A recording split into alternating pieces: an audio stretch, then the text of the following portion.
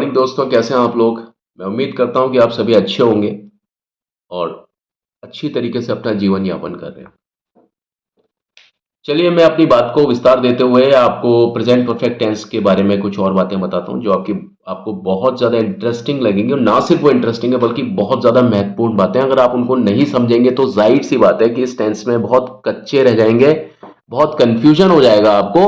जितना कन्फ्यूजन आपको होता है ना, इतना भयंकर कन्फ्यूजन होता है इस टेंस में। इवन टीचर्स भी बहुत ज़्यादा हाईली कन्फ्यूज रहते हैं। चलिए, मैं आपके सामने, जैसा कि मेरा वादा है कि इस टेंस को हम लोग एग्जाम्पल से ज्यादा सही कर सकते हैं बजाय कि डेफिनेशन के। ठीक है, तो मैं दोबारा से आपको लिख देता हूं present tense and past tense का ये मिक्सचर। राइट, तो मैं आपकी समझाइश के लिए इस चीज को मैं बार बार लिखता हूं कि present tense and past tense का मिक्सचर है। अब it's it's nothing but the fusion of both the situations in one. अब देखिए, जैसे मान लीजिए मैं लिखता हूं आई सॉ दी ताज। ताज बोले तो ताजमहल। ये मैंने लिखा तो आप कहेंगे कि सर ये तो पास्ट टेंस का वाक्य है। ये तो पास्ट टेंस का वाक्य है और हम बात कर रहे हैं प्रेजेंट परफेक्ट टेंस की। आपने पास्ट टेंस का क्यों लिखा? मैंने पास्ट टेंस का बेटा इसलिए लिखा क्योंकि अगर मान लो मैं लिखता हूं आई हैव सीन द ताज,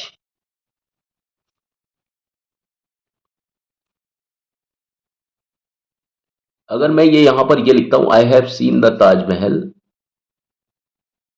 तो ये जो सेंटेंस है, क्या ये सेंटेंस दोनों बराबर हो जाएंगे? यानी क्या मैं इन दोनों सेंटेंस को एक दूसरे को सब्स्टिट्यूट कर सकता हूं? कहने का मतलब है हम लोग ताजमहल देख करके आए, सभी लोग ताजमहल देख करके आए। क्लास में 50 लोग हैं, 50 देख करके आए। आधे से ज्यादा लोग, सॉरी, 100 बच्चे हैं क्लास में मान लीजिए, या 50 बच्चे हैं, इतने तो बच्चे नहीं होते 100, मान लो 50 बच्चे हैं, बहुत ज्यादा घिचपिच है। उनमें से 25 बच्चे ताजमहल को देख करके आने के बाद में बोलते हैं कि आई सॉ दी ताजमहल। और अगले जो 25 बच्चे हैं, यानी 1 से लेकर के 25 रोल नंबर तक वाले जो बच्चे हैं, वो बोल रहे हैं आई सॉ दी ताजमहल। और 26 से लेकर के 50 रोल नंबर वाले बच्चे बोल रहे हैं I have seen the Taj Mahal. और 50 के 50 बच्चे ही ताजमहल को देख करके आए। तो मेरा सवाल यह है आपसे कि 1 से लेकर के 25 वाले बच्चे सही बोल रहे हैं आई सॉ द ताजमहल, या 26 से लेकर के 50 वाले जो बच्चे हैं वो बोल रहे हैं I have seen the Taj Mahal? जबकि हुआ ये है कि ताजमहल को देखने गए और अब ताजमहल को देख करके हम लोग आ गए हैं। और on being asked the question whether you saw the Taj Mahal और you have seen the Taj Mahal, अब बच्चों ने ये जवाब दिए। 1 से लेकर के 25 रोल नंबर वाले बच्चों ने तो ये जवाब दिया कि sir I saw the Taj Mahal, कि भाई मैंने ताजमहल देखा। इसने भी बोला मैंने ताजमहल देखा। मैं आपको ये सिचुएशन, ये एग्जांपल्स को लिखने के पीछे बहुत गहरी एक सच्चाई है जो कि मैं इस तरह के एग्जांपल से ही लिख सकता हूं। अब बहुत सारे जो टीचर्स हैं, बहुत बड़े बड़े यूट्यूबर्स हैं, वो इसके बारे में बहुत गलत बताते हैं। मैं किसी का नाम नहीं लेना चाहूंगा, और लूंगा तो मुझे कोई दिक्कत भी नहीं है। आई सॉ दी ताजमहल, कोई भी एक काम जो कि पहले हुआ और अब खत्म हो गया, प्रेजेंट में वो खत्म हो गया। ठीक है, प्रेजेंट में वो खत्म हो गया, मैं वहां पर ये दोनों टेंस यूज कर सकता हूं। कोई काम पास्ट टेंस में हुआ और प्रेजेंट टेंस में खत्म हो गया, उस टेंस में मैं ये दोनों टेंस को यूज कर सकता हूं, कोई दिक्कत नहीं है। यहां पर प्रेजेंट परफेक्ट टेंस इस सिचुएशन में आई सॉ द ताजमहल, ये हो गया सिंपल पास्ट, ये हो गया आपका सिंपल पास्ट। जिस सिचुएशन में कोई काम चला और चल करके अब खत्म हो गया, उस सिचुएशन में मैं सिंपल पास्ट का यूज कर सकता हूं। और हर उस सेंटेंस में मैं प्रेजेंट परफेक्ट का भी यूज कर सकता हूं, प्रेजेंट परफेक्ट का भी धड़ल्ले से यूज कर सकता हूं। इस चीज को बहुत बड़े बड़े यूट्यूबर्स इतना गलत बताते हैं कि बस क्या कहें। मैंने आपके सामने एग्जांपल क्रिएट किया ताजमहल का कि साहब कोई ताजमहल देखने गए क्लास के बच्चे, 50 बच्चे थे, 1 से लेकर के 25 रोल नंबर वाले बच्चे आकर के ताजमहल को देख करके आते हैं और बोलते हैं आई सॉ द ताजमहल, एक एक बच्चा बोलता है। और 26 से लेकर के 50 बच्चे, ये सारे बच्चे एक ही बस में थे, ये मान लीजिए एक साथ गए थे और एक साथ आए थे। अब ये आए, 1 से लेकर के 25 रोल नंबर तक वाले बच्चे बोल रहे हैं आई सॉ द ताजमहल, और 26 से लेकर के 50 रोल नंबर वाले बच्चे बोल रहे हैं I have seen the Taj Mahal. जबकि 50 के 50 बच्चे एक साथ गए थे और एक साथ आ गए थे। तो मेरा क्वेश्चन ये है कि उनमें से कौन बच्चे झूठ बोल रहे हैं, यानी मतलब कौन बच्चे सच तो दोनों बोल रहे हैं, लेकिन कौन ग्रामर के हिसाब से गलत बोल रहे हैं। तो मेरा जवाब ये है कि दोनों के दोनों बच्चे ही बिल्कुल सही बोल रहे हैं ग्रामेटिकली, कहीं उनमें कोई दिक्कत नहीं।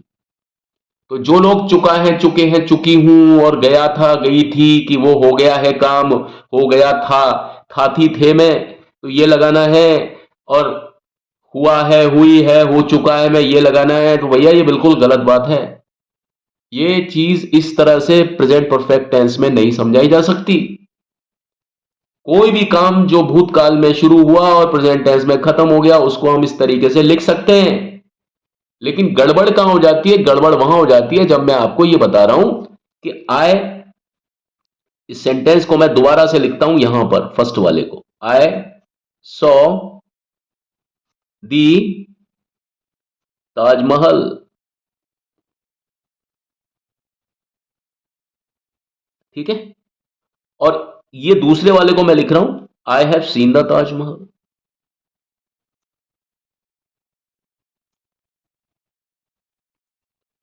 प्रॉब्लम कहां है? प्रॉब्लम हमारे बोलने में नहीं है। दोनों एक्शन में, दोनों ही सेंटेंस में एक्शन एक जैसा हुआ है, लेकिन गड़बड़ कहां हो जाएगी? यहां तक तो सेंटेंस दोनों पूरक हैं। वो सिचुएशन के, जो सिचुएशन मैंने आपको बताई, सिचुएशन क्या बताई कि बच्चे गए थे ताजमहल देखने के लिए, 50 बच्चे गए थे और वापस भी आ गए, उनमें से 1 से रोल नंबर 25 तक बोल रहे हैं पहला वाला sentence I saw the Taj Mahal, और 26 से लेकर के 50 रोल नंबर तक बोल रहे हैं I have seen the Taj Mahal. ये दोनों ही सिचुएशन सही है, लेकिन अब गड़बड़ी कहां हो जाती है? मान लीजिए मुझे एडवर्बियल फिट करना है, आई सॉ द ताजमहल। अब मुझे अगर एडवर्बियल लगाना है इन 2022, तो क्या मैं इनमें दोनों में लगा सकता हूं कि इन 2022? अब यहां पर एक सेंटेंस गलत है और एक सेंटेंस सही है। अब आप समझ गए होंगे, 100 लगाया है तो मुझे ये बिल्कुल सही जाएगा, क्योंकि एडवर्बियल ऑफ पास्ट के साथ में adverbial of, sorry, verb of past के साथ में एडवर्बियल ऑफ पास्ट ही चलता है। ये एडवर्बियल ऑफ पास्ट है जो कि समय को बताता है 2022, और ये बताती है simple past tense. Pure past tense के साथ में प्योर पास्ट टेंस वाला टाइम ही चलेगा। ये प्योर पास्ट टेंस नहीं है, इसके साथ में प्योर पास्ट टेंस नहीं चल सकता। इसलिए एडवर्बियल लगाने के बाद में ये सेंटेंस, अब सेकंड वाला सेंटेंस अब यहां पर गलत हो गया। सेकंड वाला सेंटेंस अब यहां पर गलत हो गया। ये सेंटेंस सही है क्योंकि ये यहां पर फिटिंग है किसके साथ में? पास्ट की वर्ब और पास्ट का ही एडवर्बियल। प्योर पास्ट की वर्ब और प्योर पास्ट का ही एडवर्बियल। 2022 पुराना टाइम है। अब यहां पर कोई भी पुराना टाइम दे दो आप, इवन 1 घंटे पहले का भी दे दो तो भी कोई दिक्कत नहीं। I saw the Taj Mahal eight, अब जो टाइम हो रहा है मान लीजिए 5 बज रहे हैं, तो मैं कहूंगा 4 AM टुडे। लेकिन मान लो मैं ये देखता हूं I have seen the Taj Mahal eight 4 AM today, मान लो मैं ऐसे बोलता हूं, ठीक है, और दोपहर की बात है तो मैं बोल रहा हूं scene the Taj Mahal eight 4 PM today, और इस समय बज रहे हैं 5 सुबह के या शाम के, ठीक है ना? तो उस केस में मैं गलत हो जाऊंगा। क्यों? क्योंकि मुझे ये देखना है कि अगर पास्ट टेंस का वर्ब है तो एडवर्बियल भी पास्ट टेंस का होना चाहिए। ये एडवर्बियल ऑफ पास्ट टेंस यहां क्या कर रहा है, जबकि वर्ब जो है वो प्योर पास्ट टेंस की नहीं है। तो जो फिटिंग है ना एडवर्बियल की, वो सेंटेंस को गलत या सही बनाएगी। यहां पर अगर आप इस सेंटेंस में से इस एडवर्बियल को हटा दो, दोनों को, जैसा कि यहां पर है, तो सेंटेंस दोनों सही है। एक ही सिचुएशन के लिए दोनों सेंटेंस सही है और बराबर हैं। लेकिन वही सेंटेंस अगर आप अलग से लिखते हो और उसमें आपने एडवर्बियल ऑफ पास्ट लगा दिया, यहां पर पास्ट का कोई भी टाइम लगा दिया, तो ये जो वर्ब है ना जिसमें प्योर पास्ट है वो सेंटेंस तो सही हो जाएगा, लेकिन जिसमें प्योर पास्ट टेंस की वर्ब नहीं है वो सेंटेंस गलत हो जाएगा। तो बात सिर्फ फिटिंग की है कि भैया फिटिंग कैसी लगाई है।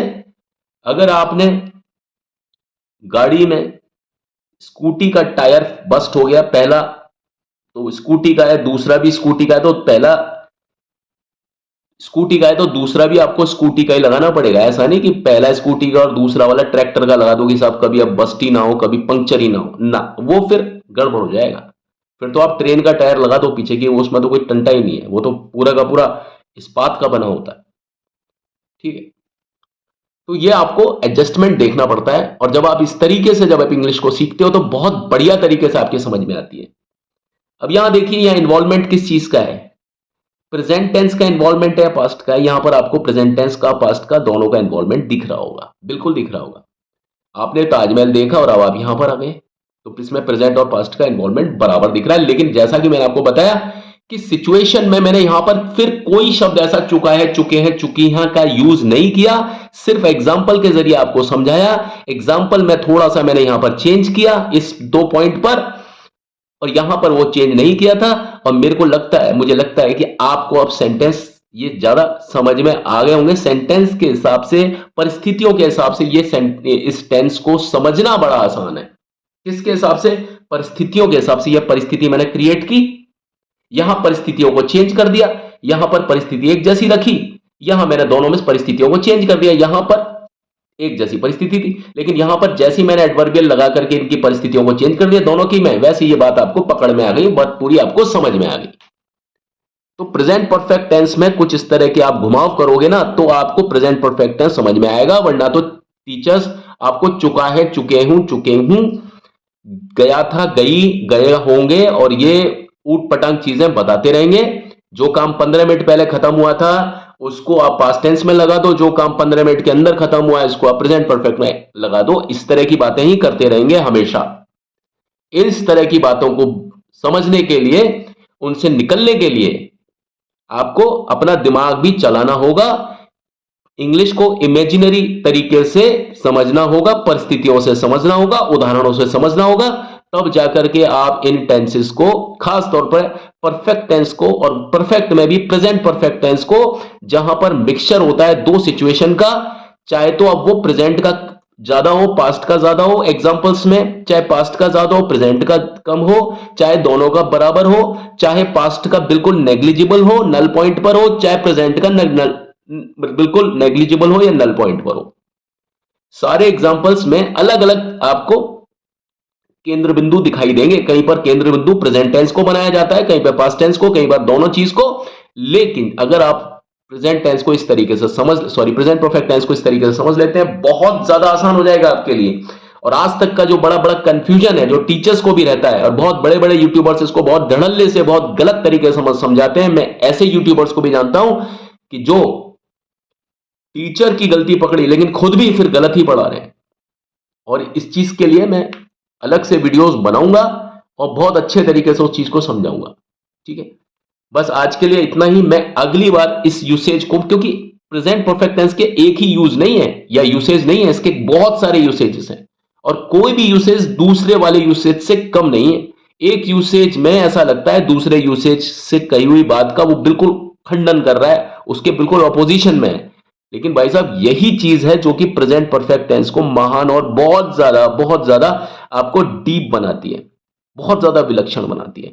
तो जब भी कभी आप टेंस की स्टडी करें, प्रेजेंट परफेक्ट टेंस को बहुत ज्यादा ध्यान से देखें और एग्जांपल्स को पढ़ें, एग्जांपल्स को पकड़ें, क्योंकि एग्जांपल्स के ही पकड़ से ये चीज पूरी समझ में आती है। कुछ लोग ऐसे आते हैं कि जब तक आप उनके बाल नहीं पकड़ोगे ना वो लोग काबू में नहीं आएंगे। तो कुछ लोगों के बाल पकड़ने पड़ते हैं तब जाकर के वो काबू में आते हैं। ठीक है, तो ये उस टाइप की चीजें हैं। इस टेंस के बाल पकड़ोगे तो वो समझ में आएंगे, अदरवाइज ये टेंस सिर्फ डेफिनेशन से किसी के पापा जी, किसी के कोई भी व्यक्ति नहीं समझा सकता, जहां तक मेरा मानना है। बाकी कहीं बोलने सुनने में मैं गलत हूं तो मैं उसके लिए क्षमा प्रार्थी हूं।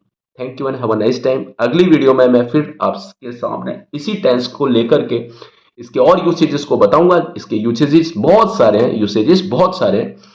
और बस मेरे इस चैनल को like, share, subscribe, comment please जरूर कीजिएगा, क्योंकि मैं अपनी तरफ से किसी भी तरह की कोई कोर कसर बाकी नहीं छोड़ रहा, मेहनत कर रहा हूं। प्लीज मुझे बताइए, आपका कहीं कोई कंफ्यूजन हो तो मुझे प्लीज जरूर बताइएगा। Have a nice time, God bless you, thank you, bye.